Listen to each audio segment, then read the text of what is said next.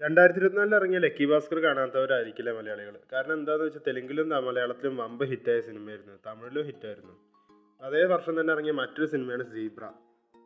Lucky Bhaskar എന്ത് കഥയാണ് പരാമർശിക്കുന്നത് അതേ സെയിം സ്റ്റോറി തന്നെയാണ് ഈ സിനിമയും. ഇത് പുതിയ കാലത്ത് നടക്കുന്ന കഥയാണെന്ന് മാത്രം. പക്ഷെ വേണ്ട വിധത്തിലൊരു വിജയം നേടാൻ ഈ സിനിമയ്ക്ക് കഴിഞ്ഞില്ല. ഇതിലും പടം എന്ന് പറഞ്ഞാൽ ഇതിൽ ഓരോ അരമണിക്കൂർ അല്ലെങ്കിൽ 10 മിനിറ്റ് കൂടുമ്പോൾ നമുക്ക് ഓരോ പ്ലോട്ട് ട്വിസ്റ്റ് വന്നിട്ട് എൻഗേജ് ചെയ്ത് കൊണ്ടുപോകുന്നൊരു സ്റ്റോറി ടെല്ലിങ്. കൂടെ ഒരുപാട് ഇതിലെ മാസ് മൊമെൻറ്റ്സ് ഉണ്ട്. പോരാത്തതിന് ഈ സിനിമയിലെ ഓരോ ആക്ടേഴ്സിൻ്റെ പെർഫോമൻസ് യുണീക്കാണ്, നല്ല രസമാണ്. എല്ലാവർക്കും വേണ്ട പോലത്തെ ഹൈ മൊമെൻറ്റ്സ് നൽകി കൊണ്ടുപോകുന്നൊരു സിനിമ തന്നെയാണിത്.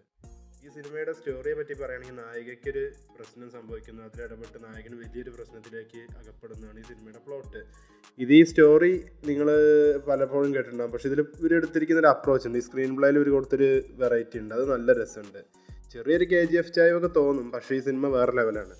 നിങ്ങൾ കണ്ടിട്ടില്ലെങ്കിൽ ഇത് എന്തായാലും ഒന്ന് കണ്ടു നോക്കി. ഈ സിനിമയിലെ പ്രധാന കഥാപാത്രങ്ങളെ അവതരിപ്പിച്ചിരിക്കുന്നത് സത്യദേവ്, ധനഞ്ജയ്, സത്യരാജ്, പ്രിയ ഭവാനി ശങ്കർ എന്നിവരൊക്കെയാണ്. ഈ സിനിമയ്ക്ക് മ്യൂസിക് ചെയ്തിരിക്കുന്നത് രവി ബസ്രൂറാണ്. ഈ സിനിമ സംവിധാനം ചെയ്തിരിക്കുന്നത് ഈശ്വർ കാർത്തിക്കാണ്. One of the best thriller film in Telugu എന്ന് ഞാൻ പറയും. കാരണം ഈ സിനിമ വേണ്ട വിധത്തിലുള്ളൊരു വിജയം നേടാൻ കഴിഞ്ഞില്ലെന്നുണ്ടെങ്കിൽ എനിക്ക് ഒരുപാട് സങ്കടം. ഇതിന് 2ാം ഭാഗം വരുന്നുണ്ടെന്നൊക്കെ കേൾക്കുന്നുണ്ട്. വരികയാണെങ്കിൽ സൂപ്പറായിരിക്കും. നിങ്ങൾ കണ്ടിട്ടുണ്ടെങ്കിൽ നിങ്ങളുടെ അഭിപ്രായം കമന്റ് ബോക്സിൽ രേഖപ്പെടുത്തും.